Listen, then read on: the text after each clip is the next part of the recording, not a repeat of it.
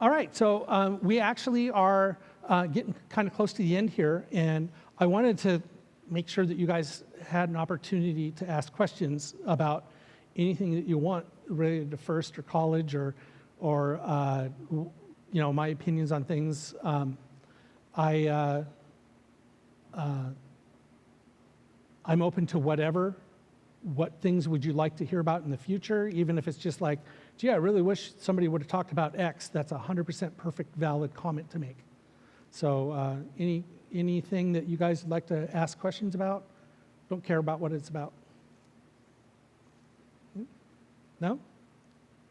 Oh, there's one.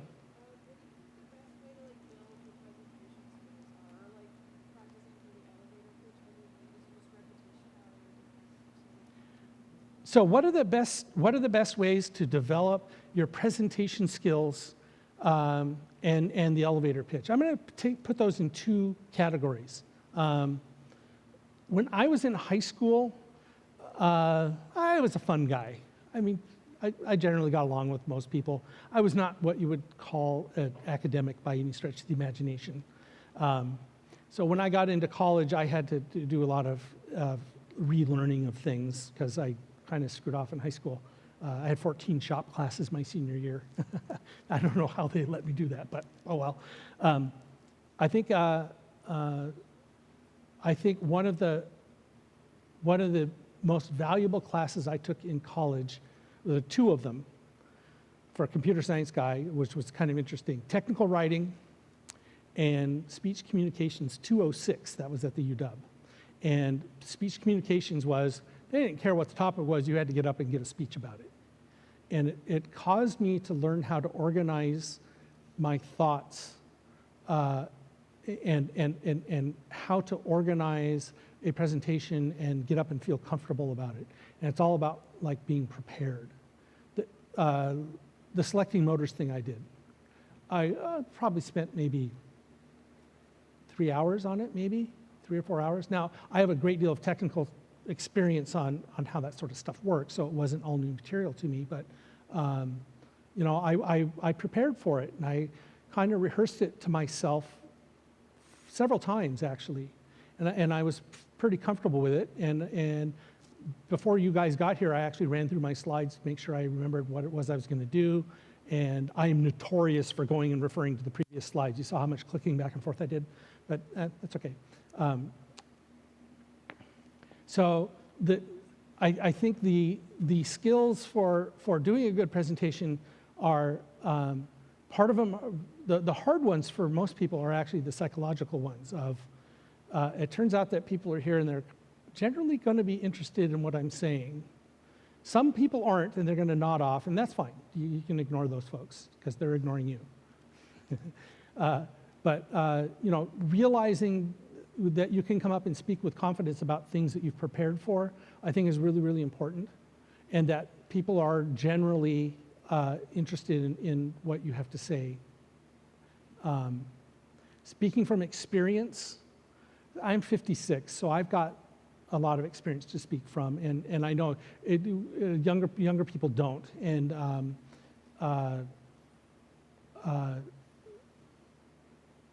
but boldly go and assume you're right.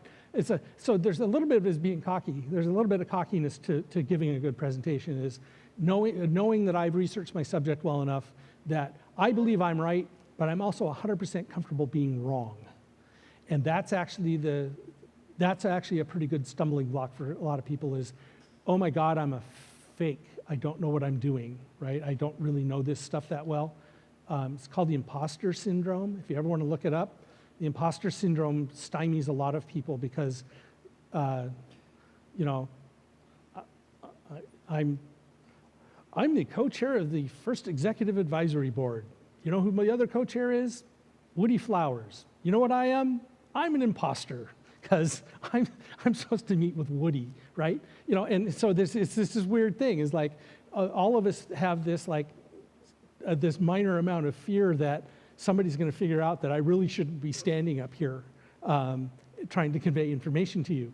But it turns out everybody who stands up to convey information feels the same way, right? And people who are in in places of authority are either way overconfident or are suffering from the imposter syndrome just like the rest of us.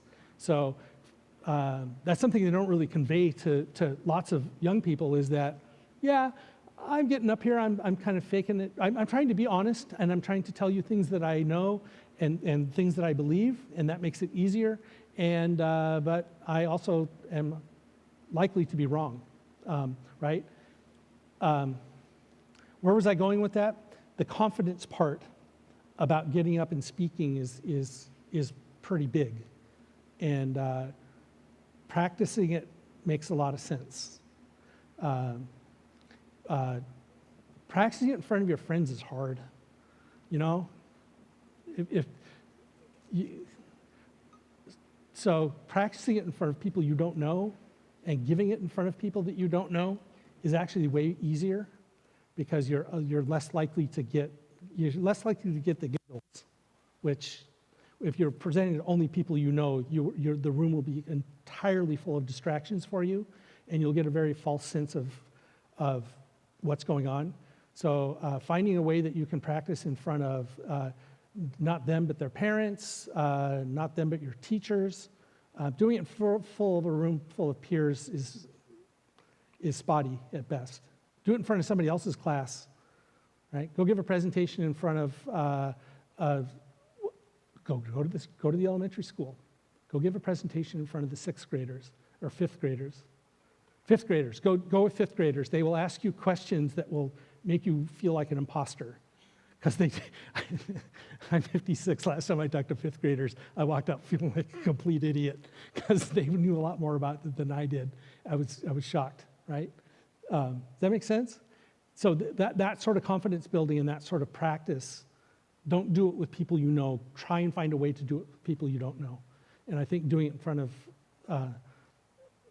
of groups of larger groups are easier. Here's a weird thing. I can talk to 20,000 people and I don't get nervous anymore. I can talk to 10 people, I don't get nervous anymore. I have this really weird problem. I have a difficult time speaking between 15 and 25 people. And it took me a long time to figure out why. Because at 10 people, I can look around the room and I'm making eye contact with everybody, and I can see your faces, and my brain is reacting to, oh God, I'm making that one bored and stuff, right?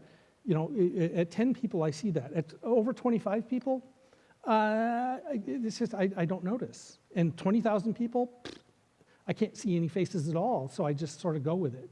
And so the size of audience that you choose to practice with actually will have an impact. And you may actually find that a large classroom with like 30 5th graders in it is actually easier than a room with like a dozen high school kids in it. Because at least for me anyway, I can now treat the room as a homogeneous mass of nice young people instead of individuals. Does that make sense? Wow, this is a long rambling answer. Was any of that helpful? Okay. Can I add something? Yeah. When you're first starting to speak in public, you might want to choose your audience. You might not have a choice of audience, but always have a friend in that audience. Somebody that can... Yeah. Thank you. You can't always choose your audience. The audience might choose you, but always try to have a friend in that audience. That person can make eye contact, encourage you along, and have them take notes. Because I've taught a lot of classes, and when I first started out, I'd had a friend in the back, and he'll catch you saying, or other pet repeats when you're trying to think of something, and you say, or So you start having something in the background and can catch and identify these. And I caught my partner used 13 times in about a 15-minute presentation. So he was like, oh my God.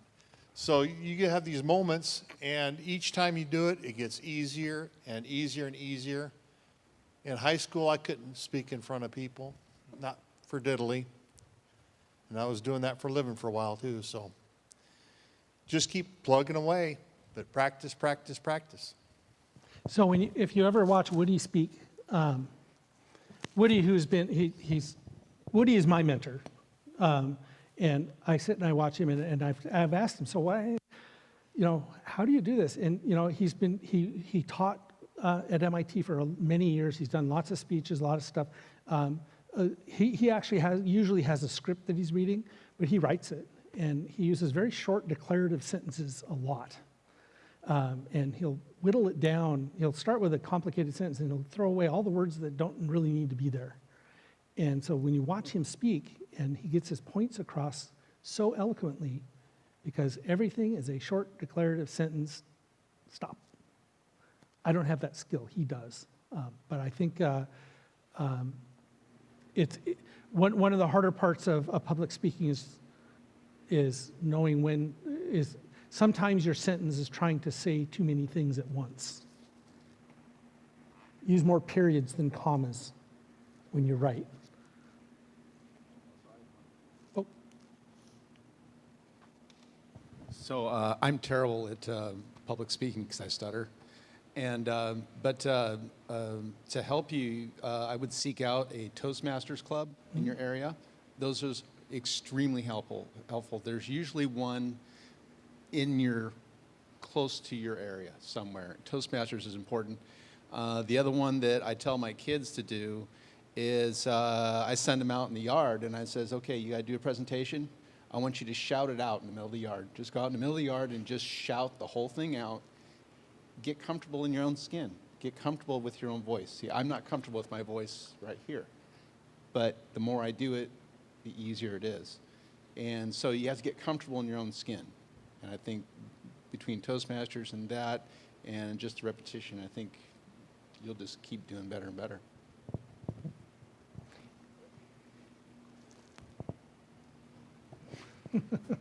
And make lots of mistakes. I think that's really important. I did a speech at UCLA in front of 1,200 people, and my fly was open the whole time. I did an interview on King 5 News. It was live. I had a booger in my left nostril. My mother saw it. She called me and says, "Oh, Kevin."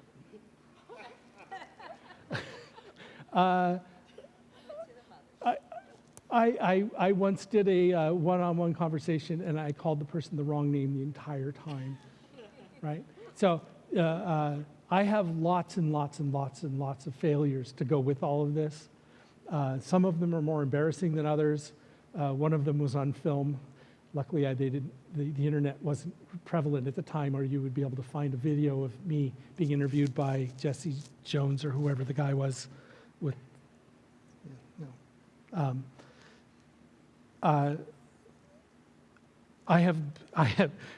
I don't know whether it's I've progressed beyond it or whether I've aged beyond caring, or I've just realized that I can't care.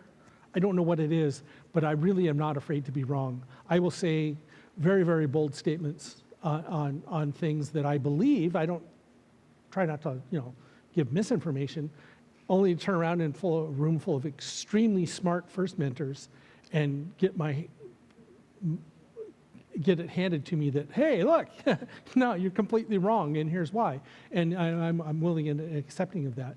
But I still am willing to go out and say what I know with the expectation that I believe I'm right, even though, I might not be voicing my opinion. My opinion might be wrong, and I can't worry about that. Anyway, any other questions? Oh, yes, sir. We've heard some rumors from people in other states as well as here that FIRST has placed additional... You've heard rumors. We've heard rumors that FIRST has placed additional emphasis on the creation of new FIRST teams and the mentorship of FIRST teams for chairmen. Not to say that that wasn't something that they cared about before, but that they've placed additional emphasis upon it. Is that something that you're aware of?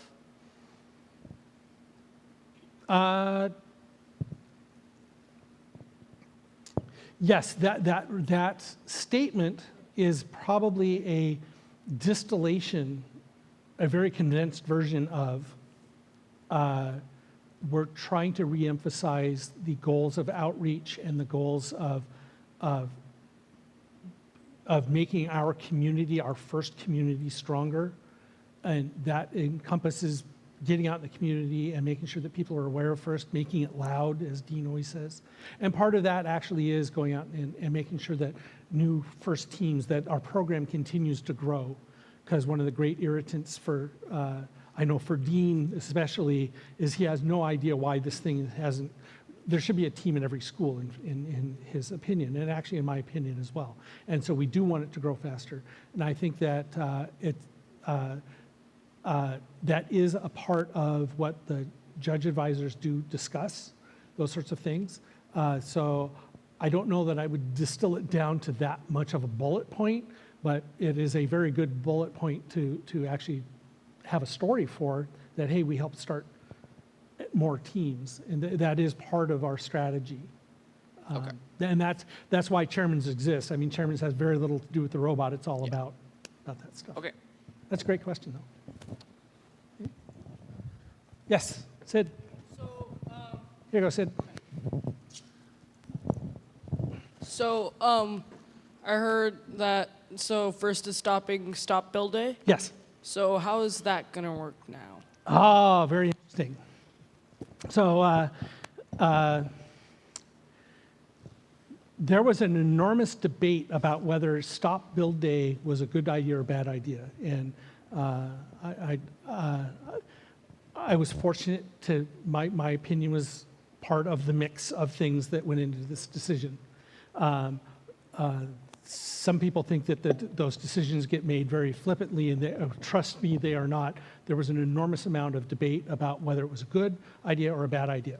The core of the core sort of opposing factions were there are some teams, Cheesy Poofs, Robonauts, they have these enormous facilities, and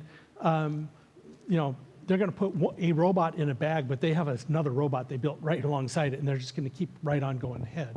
And so under-resourced teams, that was a problem for, because under-resourced teams really only have space and budget to build one robot, and they barely got that done, right? They don't have the ability to continue working on their robot. The flip side to that was, oh God, we really like the 6-week thing, especially the mentors, because we were like, whew. But once we went to bag and tag, because it used to be, you guys weren't around for this, but it used to be when on bag and tag day, you literally put your robot in a crate, and FedEx came and picked it up Thursday afternoon, right? It was gone. And so you were done, and you couldn't work on anything else. When we came up with bag and tag, everybody was allowed to leave like 30 pounds of stuff out to continue working. So the whole notion of the 6 weeks sort of ended, because it's really 6 weeks except for a quarter of your robot you can work on the whole time, right? And so, most teams ended up now continuing to meet all the way up to the last event. They were meeting 2 or 3 times a week still. So the bag is actually just a nuisance at that point. So part of the decision was based around equity for teams that don't have the resources of these big powerhouse teams. The big powerhouse teams, this has no effect on them whatsoever. They're going to continue to do what they do. Some teams are going to say, well, we're going to build our robot in 6 weeks anyway. We're actually thinking about, maybe I'll ask you guys this, one of the things that got thrown around was, hey, what if we had I bagged my robot after 6 weeks badge of honor, right? We're done. We put it in a bag anyway. We're not going to touch it, right? So we actually did it in 6 weeks. And there will be some teams that will elect to do that. They will say, hey, look, our mentors don't really want to do 12 weeks. That's too much to ask, right? So anyway, so to Sid's point, what do I think the actual changes are going to be? I think for the most part, for most of us, the bag won't be in the way anymore. And we'll be able to drive our robots and stuff. And I think a lot of us won't need to actually build that second robot base. I think that strategy-wise, teams are going to start electing to go to week 5 and 6 events, or 4 and 5 events, to give themselves that extra time. So I'm kind of predicting that in 2020 that we'll see the later dates fill faster than the earlier dates, and we may have a hard time filling week 1 events because people will feel like they will be at a disadvantage. Could be, don't know. I don't know the answer to that. Aside from that, I think the reality is, Sid, that most teams were building the whole time anyway. Not sure if it's going to be that big of a change. It will be for us. Sid's on my team. I mean, you know, we'll probably build 2 robots this year, like many teams do. But I think the subsequent year we may not have the need to do that. It will give a lot of the under-resourced teams the ability to get drive practice, and get their software running. And this goes into effect 2020, right? Yeah, yeah, that'll be not for this year, it'll be for the next year. And if you're wondering why, it's because a lot of people, a lot of mentors have already planned their vacation days, and I mean, plans are already in place for 2019, even though the decision was made relatively early in the season, but they're going to give it until next year. Okay? Any other questions? Oh, question for you. Oh, here comes the mic. With the stop build day, has there been any suggestion of like eventually having everyone at the same competition, but then having a little bit of a level for people that did stop building in there, so that then there can be the people that need that time, and then have one for those powerhouse teams that are willing to stop? Yeah, we can't figure out how to do that fairly. That was part of the discussion. And it was a very, very short part of the discussion, because it's like, well, we have the same problem with FTC. Is like, oh, should we do a 7th and 8th grade level? And, you know, dividing up the community that way, it logistically becomes difficult. We would have a very difficult time here in Washington, or in the Pacific Northwest District, if we had to segregate our teams at all. It just wouldn't work. You have a question? Is there another question? Yes. Here you go. So is it more important to start new first teams locally or in like other countries? Real far away. Good question. So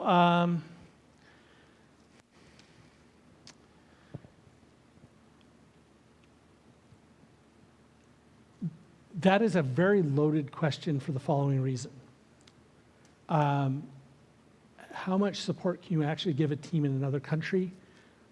Plus, is that really a sustainable model? I think it's probably long-term better for you to start one in your local community. Starting teams overseas is a really notable goal, but it's pretty rare for that to be what I would call tremendous success and a long-term success. Because there are well, depending on where you're going, we've seen a number of African teams get started over the years by some just wonderful FTC teams have started over there, lots of FLL teams, and they tend not to last very long because there is yet a good source of infrastructure and support, and the materials that you're dealing with are relatively expensive. Let me give you an example. In 2005, we had a team in Kabul, Afghanistan, that competed here in Washington State remotely. They were actually in Kabul.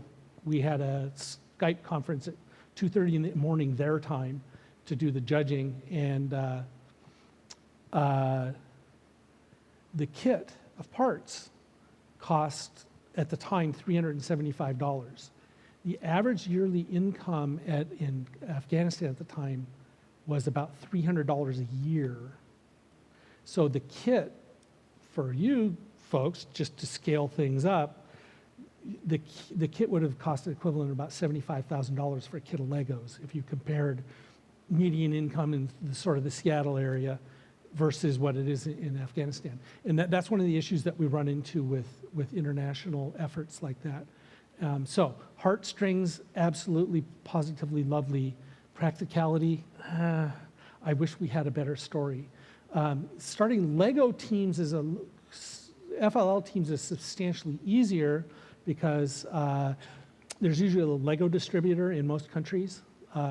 Parts of Africa are difficult, parts of Asia are difficult, parts of Micronesia are almost impossible, just kind of where they are.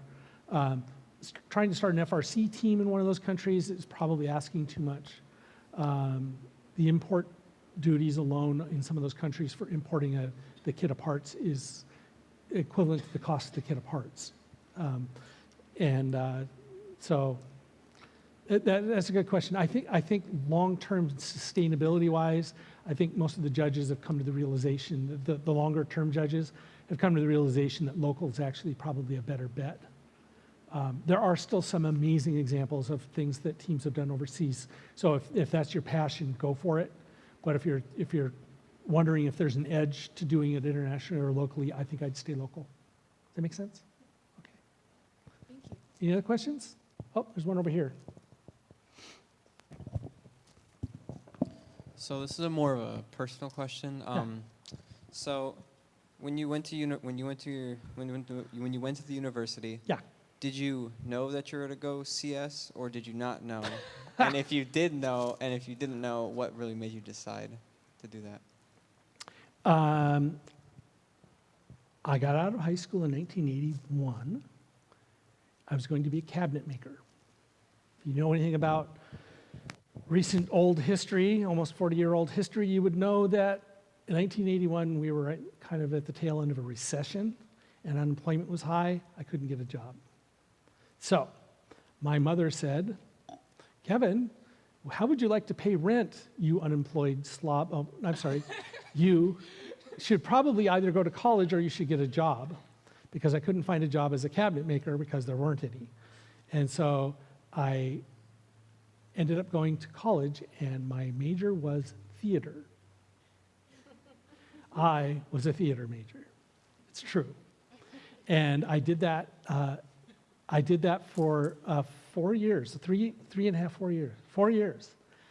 And I was nearly ready to graduate with a degree in theater, mostly stage work, backstage stuff. And I ended up having a conversation with somebody who told me how much they make.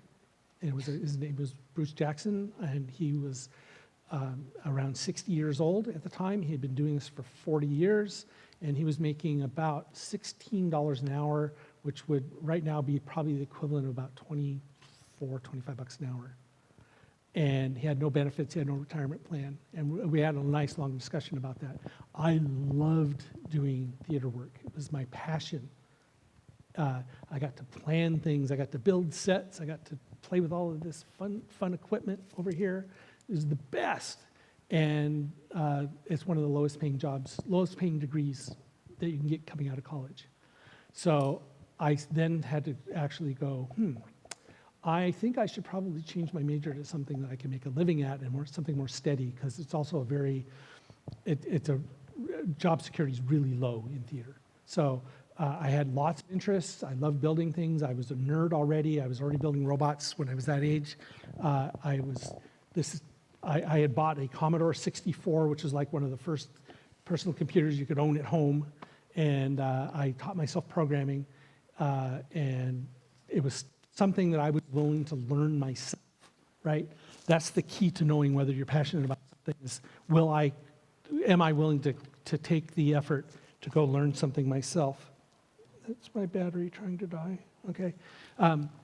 And so I decided that theater was not going to pay for itself. So I went through a few other degrees in very short order. Like within a month, I thought, oh, maybe I should do math.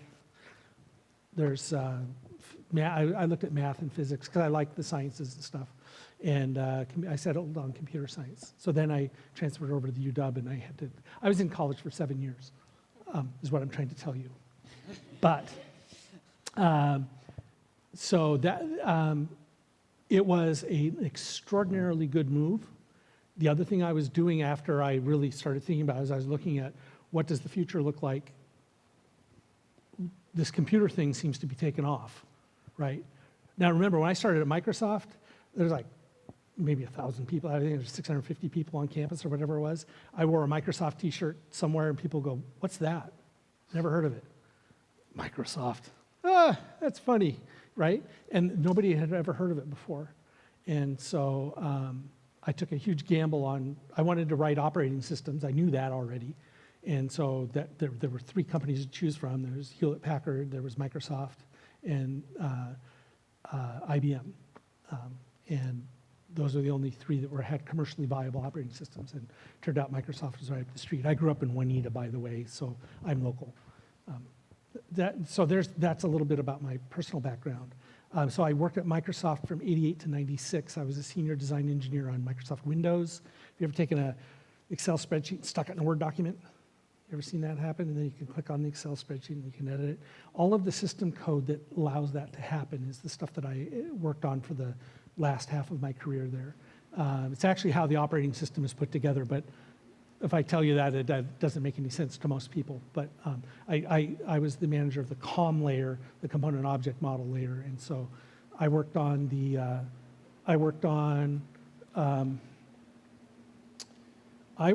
my group did the desktop. So when you right click on something, you right click on a folder, you get that menu, right? If you were to right click up here, you get a different menu. And the way that the Explorer knows how to do that is that each one of these things has a thing called a class. And when you right click on something that is that class, it will present a menu that allows you to edit photos and all the rest of that stuff. And so everything has what's called a context menu. And that's all done on this thing called classes. And I'm the one that argued that it should not be a trash bin, it should be a recycle bin.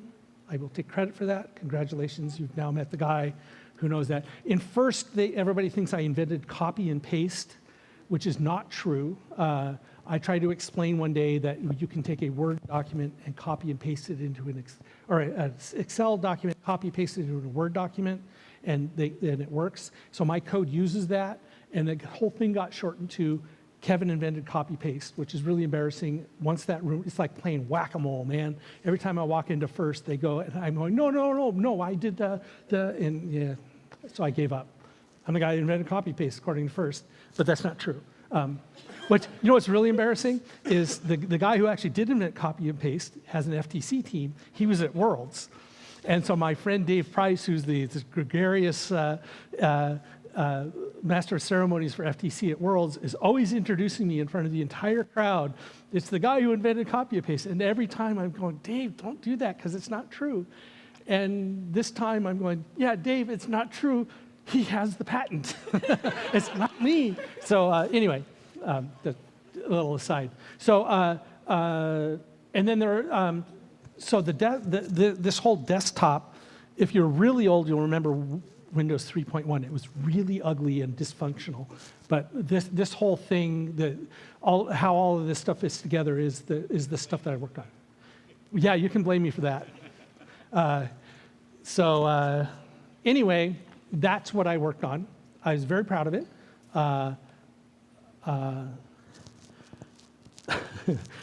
After I left Microsoft, I had a very short consulting job. This guy couldn't get his software to work. And I said, sure, I'll help you out. He's a guy. And he sends me his software. And it was crashing in my code. He didn't know that. I didn't know that when I got the thing. But it was just hilarious because it crashed. I saw the debug message that came up. I knew exactly what line of code it was, so I was able to call my friends at Microsoft and say, hey, we got to fix this. I told you this was going to break, and they all argued with me. But look, here's a real-world example of why that was going to break. And so I got an A, and I told you so, and B, the first bug that I had to work with was my own bug when I got out of Microsoft. So, yeah. Anyway. So you were asking a question about computer science. That's how I knew I wanted to go into computer science. I found my passion. That was what I was passionate about. I love writing software. I don't get to do it as much as I used to anymore. I still love it. It is the purest way of it's a lovely way of codifying your own thoughts. I just love software. Software is like writing music to me. It's especially when you write robot software, because robot software runs in a loop, right? So it's got a beat to it. So you keep running, the software goes in a loop, and then every once in a while you got a little rift going on where you have to call off and make the thing go, and it comes back and it keeps doing this rhythm.